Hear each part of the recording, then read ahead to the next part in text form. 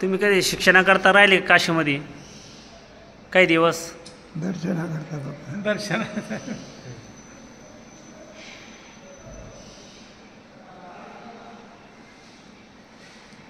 काय आहे तर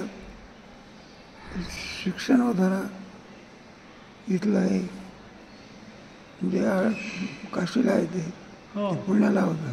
हो. कवीश्वर शास्त्री होते. दत्त कवीश्वर शास्त्री. कवीश्वर हो, तिथं आपल्या पुण्यातून शास्त्री आचार्य बाहेर पडायचे. हो हो हो. त्याच्यामुळे इकडे येण्याचं काय नव्हतं. कधी प्रसंग नाही. प्रसंग झाला.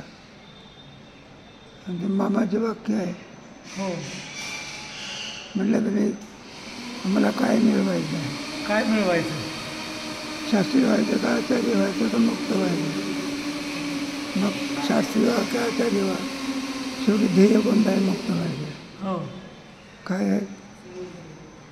मुक्त व्हायचं. मुक्ती आपल्या संप्रदायात नाही का? हो. आपला जो संप्रदाय आहे त्या संप्रदायामध्ये मुक्ती नाही का? बर. पंढरीचे वारकरी ते अधिकारी मोक्षाचे. कुठे लावायचे?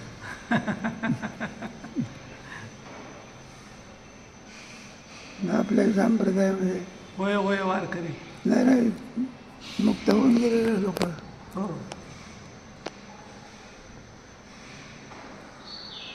ज्याची जशी इच्छा असेल त्याप्रमाणे. आग्रह नाही. आग्रह नाही म्हटलं. आग्रह नाही. जरा ज्याची इच्छा असेल. पण वारकरी संप्रदाय सुद्धा परिच्छिन्न नाही व्यापक आहे. कोणाचा आहे संप्रदाय?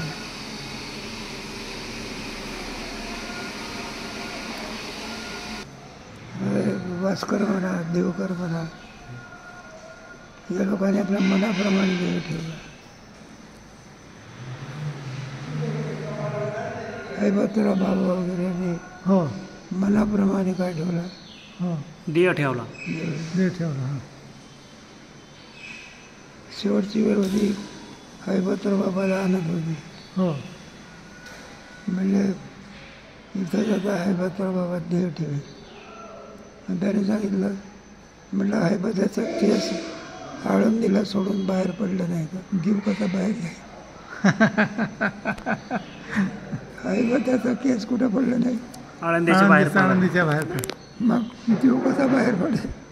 तिचा अजून देह ठेवला. तिथं देव ठेवला. ते पुंडलिकाचं हे आहे ना हो ते भास्कराचंच आहे. भास्करांचंच आहे. तिथं त्यांचा फळ उतरतो. हे जे ठिकाण आहे ना हे ठिकाणं साधू संतांनी आणि त्यांचं महात्म्य खूप वर्णन केलेलं आहे. हो हो. आता आळंदीचं समाधीमध्ये थोडं वर्णन आहे का? बरं पंढरपूरचंही गाथेमध्ये पंढरीपर अभंग आहे. किती वर्णन आहे? पंढरीपर अभंग. हो.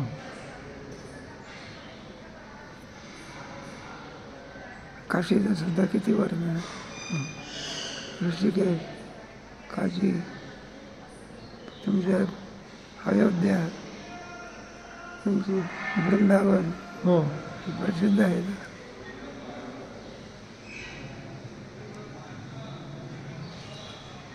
तिथल्या लोकांना मुक्ती आहेच की. मुक्ती आहे तिथल्या लोकांना. म्हणजे काशीला असो का वृंदावनला असो. हो. आमच्या ठिकाणी गेलं म्हणजेच मुक्ती मिळते असं नाही. बरोबर. इथं गेल्यावरच मुक्ती होते असं नाही. या स्थानाचं महात्म्यच आहे मुक्ती होते. हो स्थान महात्म्याच आहे. आळंदीला सुद्धा अस्थी टाकल्या हो गिरकडून जातात. दुसरीकडे नाही. तर त्र्यंबकेश्वरला हो ते 3 नद्याचा संगम आहे. हां तितका कुठे भारतात नाही. बर. म्हणून ते कोणता तो विधी करतात. तो नारायण नागबलीचा विधी करतात. हो हो. फक्त लोक त्र्यंबकेश्वरलाच होऊ शकतो. दुसरीकडं नाही. 3 नद्याचा संगम आहे. गोदावरी माता अजून आणखी 2-3 आहे. नवस काय केलेलं आणणार आहे त्याच्या स्थानाचं महात्म्य. कालसर्प पण तिथंच केलं जातं निवारण. कालसर्प जीवनातला योग. पुन्हा ते निवृत्तीनाथाची समाधी हां. तिथंच आहे. 12 ज्योतिर्लिंग तिथंच आहे. असं मी आपल्यासारख्या संतांच्या मुखातून ऐकलं की भगवान राम दशरथांचा तर्पणविधी करण्यासाठी तिथे आले होते म्हणून त्र्यंबकेश्वरला. आले असतील बाबा, काही सांगतो असं मी सत्संगातून ऐकलेलं की. तो तर प्रसंगाला घडलेला आहे ना. नाही इथं पण आलं ते अजून त्र्यंबकेश्वर. आम्ही गयचं ऐकून गयेचं. हां. पिंड ठेवायचे गयेचं पिंड. हां. दशरथाचा हातवर आला. हात वरती आलं. मग तिथल्या लोकांनी विचारलं पिंड कुठे ठेवायचे, हातावर ठेवायचे का दरबावर ठेवायचे. कोणते ते उपाध्याय त्यांनी हां. रामाने सांगितलं, शास्त्रात कुठे सांगितलेलं आहे. हो. तर म्हणायला आपल्या गवतावर ठेवायचे. गवतावर. म्हटलं हातात नाही ठेवायचं, कुठे ठेवायचे. कस्मात शास्त्र प्रमाण. तस्मात शास्त्र प्रमाण. शास्त्र काय सांगते. शास्त्र म्हणजे भगवंताने मग शास्त्र पाळलं. हो हो हो. शास्त्राला महत्त्व जास्त.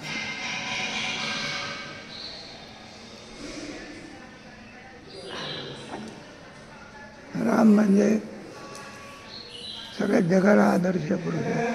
राम भगवान राम.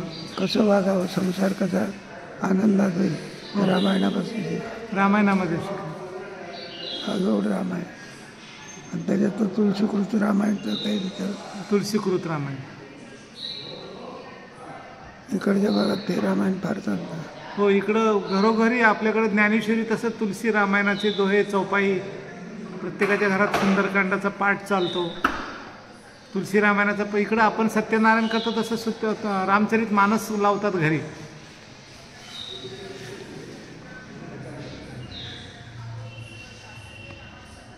दोहा एक दोहा आहे.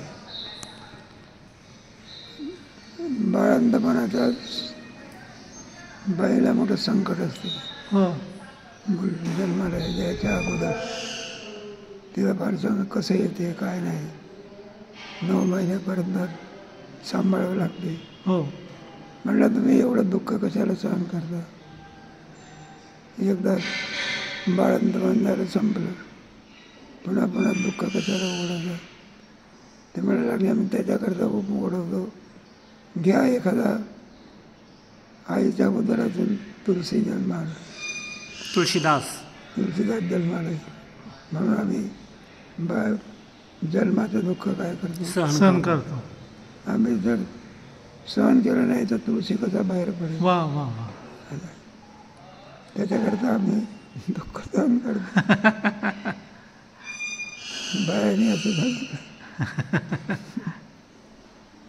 हे आपल्या इकडचे महात्मे फार मोठे म्हणून. हो.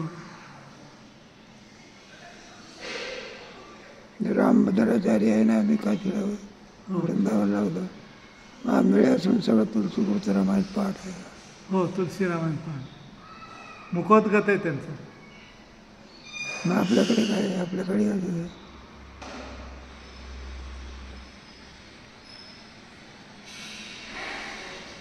आता हे समजा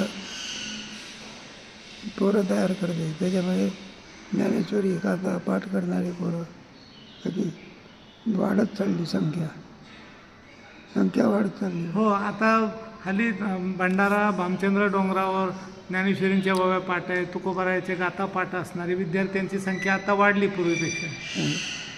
नाही तर एक गाथापाठी भेटे ना. कारण त्याच्यापासून पैसा काय मिळतो. आणि 4 वर्ष काय करावं लागते आणि पैसा कुठला. 3 वर्ष ITI केलं तर 50,000ची नोकरी. आपलं शासन दरबारी अवघडच आहे.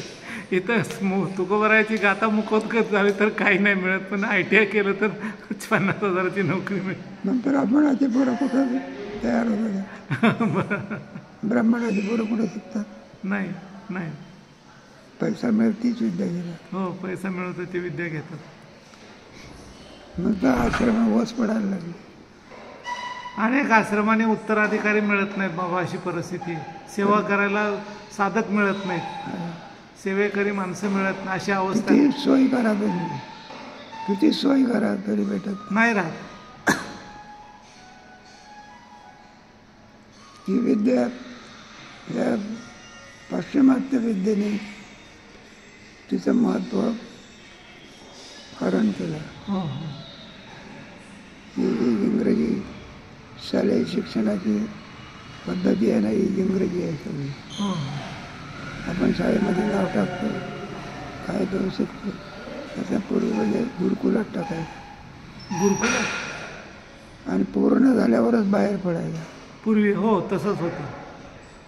मग 12 वर्षाला गेला का 12 वर्ष पूर्ण गुरुकुलात. ते सगळी व्यवस्था करायची. गोदान असायचं, गोदान असायचं, हो हो मोठे मोठे आश्रम असायचे, त्याच्यात फळाची झाडं असायची, फळाची झाडं, हो आंबे, पपई, फळं, गोधना, दूध, दुग्ध विपुल असायचं ते. त्यांना आहार पण पौष्टिक मिळायचा साधकाला ते ब्रह्मचर्य जीवनामध्ये. ती पद्धतच मोडून टाकली. एवढा मोठा पंढरपूर आहे का एक तरी गुरुकुल तिथे नाही. एक होतं तर ते पोरं भेटेना, बंद पडलं. पुढं भविष्यात बाबा होईल का अशी गुरुकुल पद्धत? झाली पाहिजे, नाही तर बंद झाली पडून पाहिजे. झालं, बंद पडून राहिलं म्हटलं.